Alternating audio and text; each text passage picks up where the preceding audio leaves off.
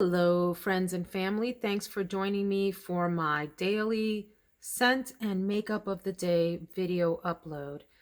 I am so happy to report that I finally organized all of my perfumes on these risers that I got from Amazon. I feel satisfied and happy and grown up again. When things are not organized in my house, I feel sloppy and immature. Can anyone relate to that? But when I get around to organizing and making things look aesthetically neat and pleasing, it just does something to calm my soul. So let's talk about my scent of the day. And I got to tell you, I'm kind of feeling myself today, and I think I want a loud and unique and interesting and yeah, an interesting scent. So let's see what we got. All right, so because I'm feeling kind of saucy and audacious today, I want to go in with a scent that is kind of that way also. One that I know I'm going to love and going to be sniffing myself all day. And that is Tom Ford Lost Cherry. Wow, let's talk about Lost Cherry. So the bottle is red. You can't see that in this lighting. I'm trying to create a little bit of mood for you guys. So what do we think of the lighting? It's kind of a pink sort of background here. Anyway, let me tell you the story about Tom Ford's Lost Cherry and how I came up on that. I kept hearing about this fragrance and not really believing the hype and thinking there's just no way a fragrance can be that amazing and worth the price, because at the time that I heard about this, this was retailing for well over $400 for the 100 ml, the bigger bottle. And I thought, who in their right mind pays that much for perfume? And not that I'm opposed to people paying high prices for things. Hey, if you like something and you can afford it, you go for it and don't let anyone tell you otherwise. But for me, that just seemed a little bit on the outrageous side. And I thought, what in the world does it do? I mean, does it do your work for you? Does it pay your mortgage? Does it drive your car around? Does it massage you all day? What does it do that is worth $400? I don't know. Anyhow, I went with a friend of mine to, it's called the cosmetics company. It's an outlet or an outlet store for the Estee Lauder empire. And if you're not familiar with what I'm talking about, Estee Lauder and houses like that also have a lot of other brands underneath their label. So like for Estee Lauder, they also, I think they own like MAC. I think they own Smashbox and Clinique. And I want to say, do they own Tarte or not Too Faced? Maybe it's Tarte.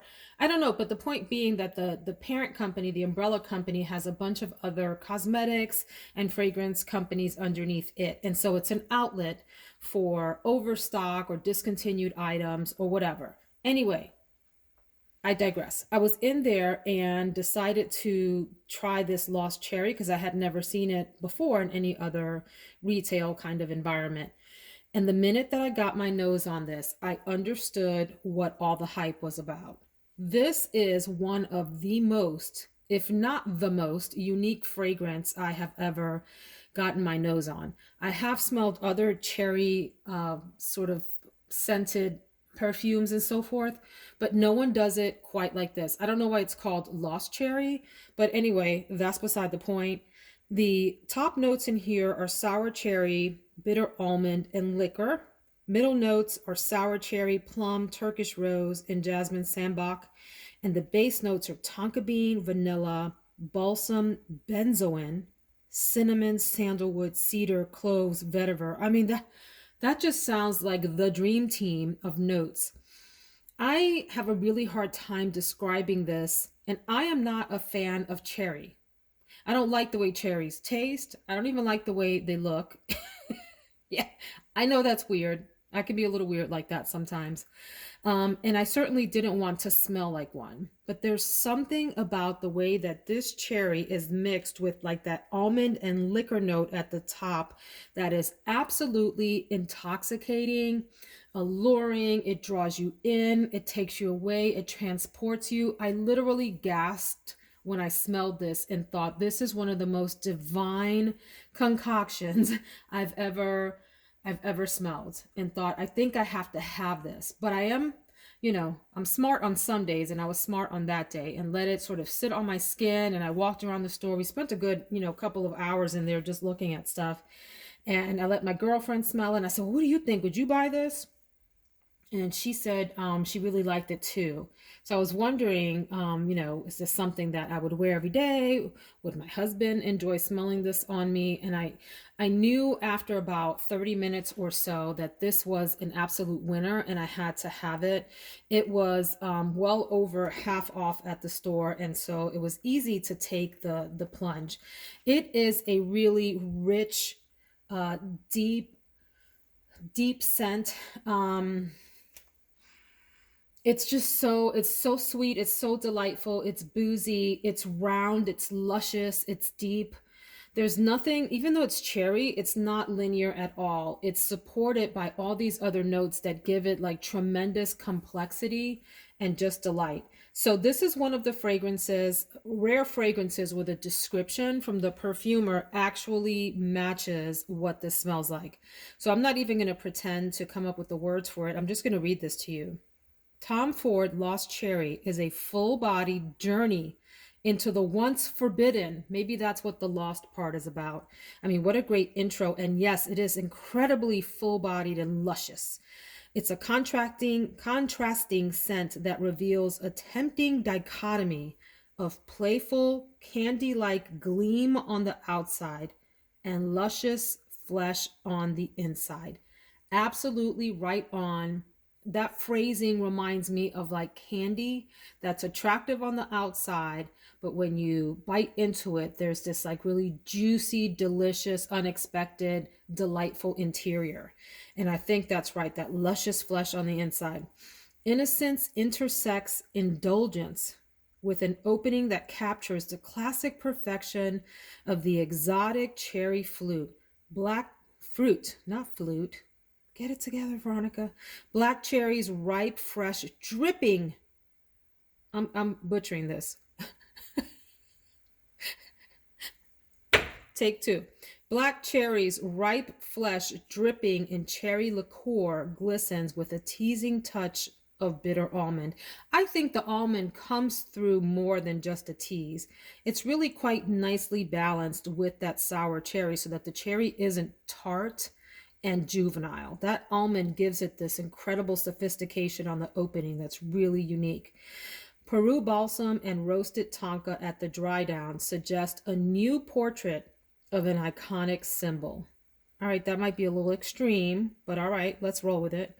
When blended with an unexpected melange of sandalwood, vetiver, and cedar, the finish reaches fantasy-inspiring levels of insatiability. Let me read that again. The finish reaches fantasy-inspiring levels of insatiability. Right on. That is the right descriptive word for this. You have an insatiable need to continue to sniff this. I put this on, and all I want to do, I want to pause all activities and just sort of sniff myself all day. It is really that amazing, and it is fantasy inspiring. Like I said, I gasped the first time that I smelled this. So glad to have this. If I ever run out, I will cry.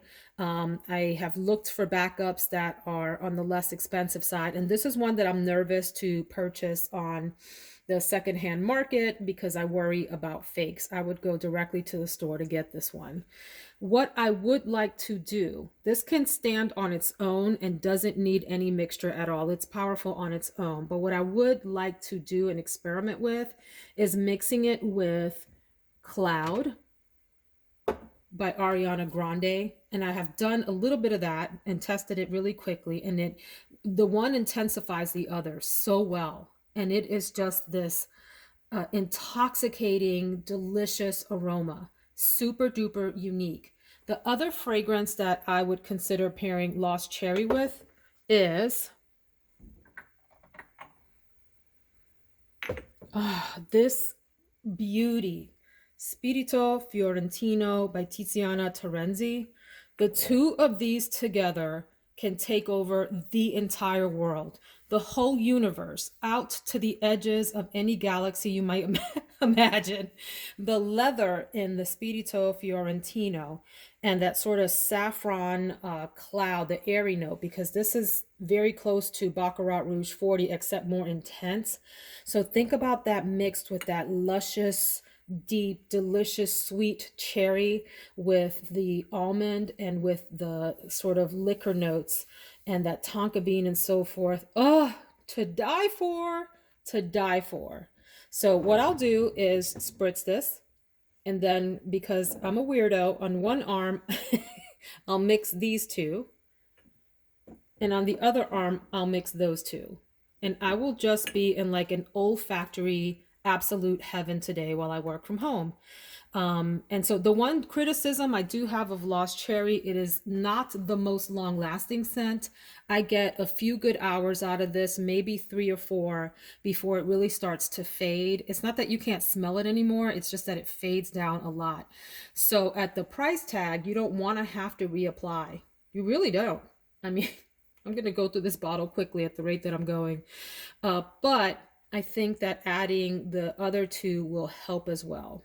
So that's the scent of the day. Let's go check out the makeup wardrobe today. I got something exciting for you. So my makeup wardrobe for the day is an ambitious one. I'm going to try to speed through this because I really am excited to play in this makeup and don't want to dilly-dally too long. But I'm excited to share with you at least one of the main products here. So let's go through the base products. I will use my Bobbi Brown Vitamin Enriched Face Base. This is a great primer, adds a little bit of extra moisture to your skin. If you have oily skin, you might rely on this as your primary moisturizer. If you're like me and you like a little extra moisture on your face, I will lay down my moisturizer and then come in with a layer of this once the moisturizer has dried down. And it gives me a little bit of extra dewiness. So this gives you moisture. It's got this delicious like lemony souffle kind of smell that is just delightful if you're into that sort of citrus kind of scent.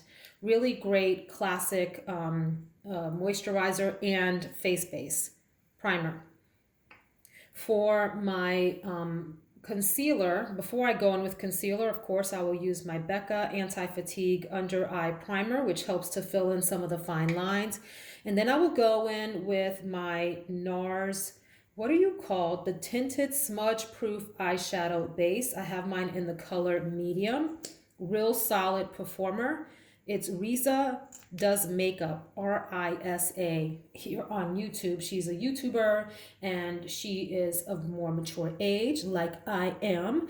And her product recommendations are right on. She's a really honest YouTuber. Go check her out. And she's gorgeous and she's a former makeup artist. Anyway, she talks about using this NARS base. I think it's this one that she uses. And so I bought it on her recommendation. And I do think that it is a solid performer. All right, for foundation, I'm sorry, for, did I say that this was concealer? I lied to you guys. This is an eyeshadow base, not a concealer. The concealer for today, sorry about that mix up, is the Giorgio Armani. What is your formal name? I forget what this is called. And of course, my eyesight is going, the Power Fabric. As many times as I've used this and talked about this, you would think I know these like the back of my hands. Anyway, this is the Giorgio Armani Power Fabric Concealer. I have mine in the color 4. This is an absolutely wonderful contender in the concealer space. In fact, I would maybe put this in one of my top 5. It is creamy, it's smooth, it blends out so easily and so well. My technique for putting on concealer, I used to try to use a sponge. I used to try to use a brush, and those are okay. Sometimes I have success with those, but my best success is with my own fingers. And I think it has something to do with the heat in my fingers, helping to sort of smooth this out, and just the way that, you know, your skin is a little bit more mushy and pliable than a brush would be. So it helps to set everything into the skin. But I'll put it on and I'll tap it out. and then just kind of smooth a little bit. To me, that is the best way to go. Combined with the Becca under eye primer, this is a winning combination to keep your concealer in place and not have it crease or break down during the day. Foundation today is going to be the Estee Lauder Futurist Hydro Rescue Moisturizing Makeup Broad Spectrum SPF 45 Foundation. I have mine in the color Tawny 3W1, 3 Warm 1. I really like this foundation. This is one that got people on YouTube went cuckoo over when it first came out, and they've got it in their top 10 list as a holy grail and all of that. I do think it is a fabulous foundation. I'm not quite sure why everyone was just going absolutely berserk over it, but I like it, and I would repurchase this if I ran out of it. I like that it has a strong SPF, but like I always say, make sure that you're applying a dedicated SPF or a moisturizer with a heavy SPF in it before you even start with your makeup. Don't rely on these products. So anyway, what I like about this is it does stay in place for most of the day. It doesn't break down for me. If you have oily skin, this might break down for you as the day goes by. So just keep that in mind. But what I like about it is that it does give me this dewy, hydrated looking skin. So it makes me appear healthy and youthful. Okay, so that's the Estee Lauder. My powder for today is going to be a very underrated, not talked about, no one hypes this up powder, and it is from RCMA Makeup, the No Color Powder, the original No Color Powder. First of all, it comes in this enormous container, and I've had this for over a year, and I've barely put a dent in it because you only need a very little amount. So this is a comment to people that are of a variety of skin tones. Yes, the powder comes out white, but it doesn't blend out like that on your face, especially over your foundation. So it does set your foundation well and helps to keep everything in place and helps to blur out a little bit. A little goes a long way with this powder. And I do believe no matter what skin tone you are, from the lightest skin tone to the brownest, most chocolate deep colors, you can use this powder. Just go in sparingly to begin with a big fluffy brush, and use it to maybe powder your oily areas or your T-zone and see what you think of it. I would not use that to lighten. So if you're the kind of person that wants to add a lighter powder, like on your concealer area and so forth, to lighten that space, this is not that one. This is the one that is sort of, it goes in invisible even though it's white. All right, let me stop going on about that. I also would like to use the Charlotte Tilbury Flawless Filter, the Hollywood Flawless Filter. I have mine in the color 3 Light Medium. These come in a variety of tones. And even though it doesn't look like a lot, I have put a dent in this, but it keeps going and going and going. I've had this probably for a year and a half or 2 years now, and I've used it so much that the lettering has rubbed off, and there goes another one. Another one bites the dust. All right, bronzer today is going to be the Milani Sun-Kissed Silky Matte Bronzer. I like this. It's a nice, it applies very well, really easily. What I don't love the most about this is that it has a very cool tone to it. It does okay, and I think it'll do well with the look that I'm going for today. I will not repurchase this specific color when I'm done. It says it's tropical coconut scented. Is that true? I don't smell any coconut. I think they're lying. They're lying. Ooh, I forgot to say that for my concealer, I will set it a little bit with this Pat McGrath Skin Fetish Sublime Perfection Blurring Under Eye Powder. Oh my God, these names are exhausting. It's like a marathon name. Anyway, in medium. Love, love, love Pat McGrath products. This is a super, I mean, even just touching it, it's so soft, like a baby's butt. That sounded wrong, but I think you all know the expression. Anyway, it's a finely milled powder that goes on well and sort of disappears into the skin, but helps to set things down nicely. All right, let's then talk about blush. I'm gonna use the Milani Coral Cove. This is an intimidating color, one of my friends was here, and I love to like play with makeup and try new looks out on my friends and so forth, and do their hair and act like I'm their glam squad stylist. So I pulled this one out for a friend, and she was like, no, she was so intimidated by the color, and it's not picking up very well on camera, but it is sort of a loud coral color in the pan, but it doesn't go like that on the skin. In fact, it's very sort of sheer and goes on kind of pinky, a little bit cool toned on the skin. In fact, I'm looking in the camera lens here, and it's really not even showing up very much at all. Let's see here. There you go. Anyway, Milani Coral Cove. These are nice blushes for inexpensive prices. But the real star of the show is Natasha Denona's Triochrome palette. Okay, this is her latest big pan palette. She has smaller, what they call midi sizes, and then she has little minis and travel sized ones. But these are her big pans. In fact, there are two palettes that are much larger than this even. We'll talk about those another day. But this palette came out recently and got very mixed reviews. Some people thought the name implied that this was going to have a lot of triochrome shades. So no one really knows, but folks are thinking that really what was happening is that the triochrome was about these three colors, trio meaning three. And so you have actually duochrome shades there, but there are three of them. So that's maybe where the triochrome name comes from. Anyway, who cares, you guys? All that stuff is not important. What's important is the formula in here and this color story, which is so editorial and so unique and so different than a lot of what's out there on the market, at least in my opinion.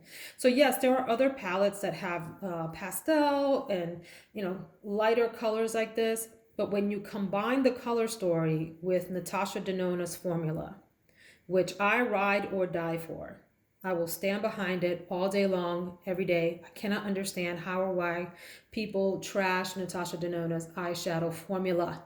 I don't get it. I love it.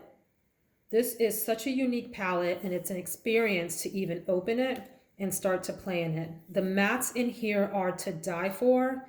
The triochromes are the duochromes here are fine. They're fine.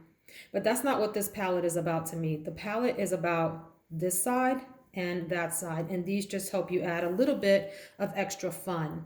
I would encourage you, if you're considering this palette, to get on social media, look on Instagram, look on Facebook, and check out, or go on YouTube and check out Natasha Denona's actual social media, like from her company, and look up Triochrome in there. And check out the looks that she does on her models. They blow me away. I love watching those little videos. Most makeup advertisements I just pass by them. They don't interest me. But Natasha Denona's, I think, are just so well done.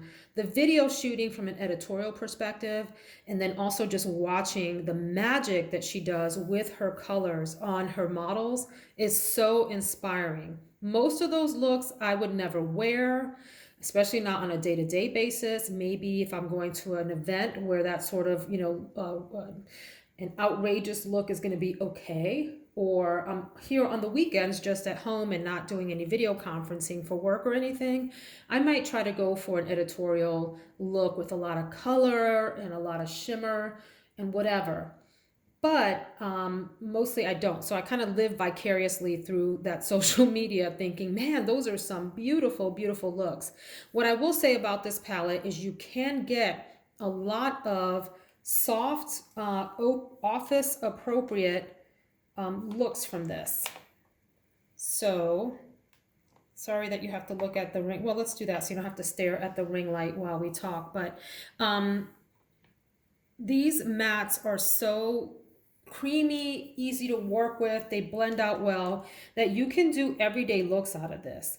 Let me give you some examples. And by the way, remember that with Natasha Denona, the scheme is that you can use a quad of 4 together. You can use an entire row.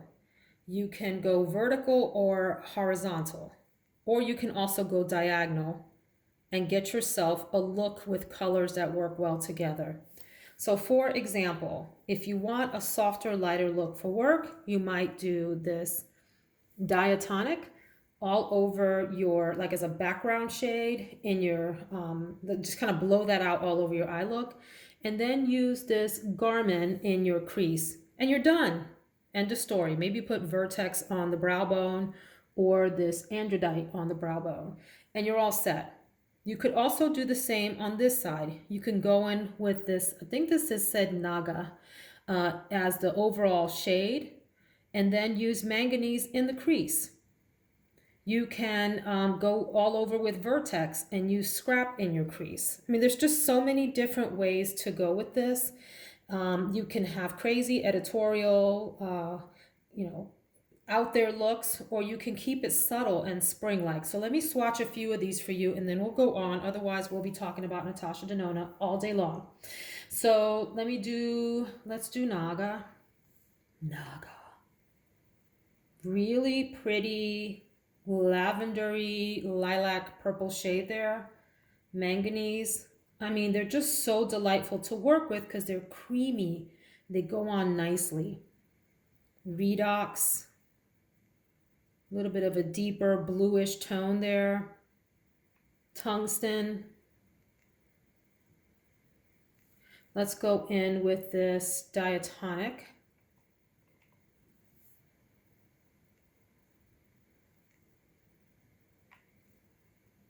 Really pretty. This one here, the Garmin. See how they look crazy in the pan, but they go on really subtle. And you can keep them subtle or you can build those up. Let's just do a few more. How about Ion, which is one of the more fun colors out of here. Even that, you can blend that out into a really soft, subtle color, although it's picking up on the camera as really loud. And it can be loud. You can keep it loud or you can blow it out. This is Vert. Sort of that mustardy citron kind of color. And then let's do Androdite, which is this really lighter, almost white, but has like a hint of yellow and green, like even like a lemony color in it. And then for the Triochromes, again, these are nothing, nothing super spectacular considering Natasha Denona, but they are nice. I think folks were just expecting too much from this palette. And it's funny, like we've gotten spoiled where, and I get it, people say for Natasha Denona prices, she better rock your world. But the mattes do rock my world. They do. They are wonderful. And I do think the Triochrome, the duochrome colors are nice. They are nice. So that's that palette. I don't know what I'm going to go in with. I might be feeling like a purple roe look, or maybe I'll play with these four in here for my look. I've got that Milani blush going on, which might play nicely off of that diatonic. So Triochrome by Natasha Denona. Love all her palettes. I mean, none of her palettes are a dud to me. Let's finish up. I may use this Revlon Skin Lights in the color Daybreak Glimmer 201 as a highlighter. I think this nice silvery gold color will go well, and it's strong enough yet subtle enough to work well with the entire palette. See? All right, and then we will finish up by doing the eyelashes with the CoverGirl Exhibitionist Mascara, Precisely My Brow Pencil in 3.5 to fill in a little bit of the eyebrows, give them a little more volume. I will also use the Wet n Wild On Edge Long Wearing Eye Pencil in You're the Yin, Y-I-N, You're the Yin. It's a darker color. These perform really well. They're really inexpensive and they blend out well if you want to do like a smoky look. Oh my God, how cool is that? I just noticed that I have some of that green duochrome, and that looks really cool together. It's got that Pat McGrath effect where you lay down a dark color and then put that astral shade on top, and it sort of transformed the whole look. So the other thing, by the way, with these colors I know I'm going on and on. I promise I'm almost done. These three duochrome colors is that you can wear them alone or you can layer them over the other colors to amp up the effect. See what happened there on my finger with the green one with mixed with a little bit of black. You know, these things can take on different looks as you layer them over. Okay, I go on. We're gonna finish up then with the lips. I'm gonna keep my lip real simple. This is Urban Decay's 24/7 Glide On Lip Pencil in the color Uptight. We're not trying to have an uptight day. We're trying to have the opposite. But that's a nice neutral pinky, maybe with a little hint of brown and peach color that I think will go well with this whole, set of eyeshadows. And this is Coffee Connoisseur from Lorac. So I'm going to have a subdued, subtle lip that I don't want to compete with whatever eye look I put on. So that's that. And I will then finish everything off with my Urban Decay All Nighter Setting Spray. Nice, long-lasting setting spray, hairspray for the face. I do have errands that I need to run into the evening, so I do want my makeup to last a long time today, which is why I'm relying on Natasha Denona and the Estee Lauder. That's the look for the day, guys. Thanks for joining. If you like this video, please hit that like button. If you want to see more, please hit the subscribe and the notification bell so that we can hang out together again tomorrow and other days. Have a wonderful one. Thanks for joining me.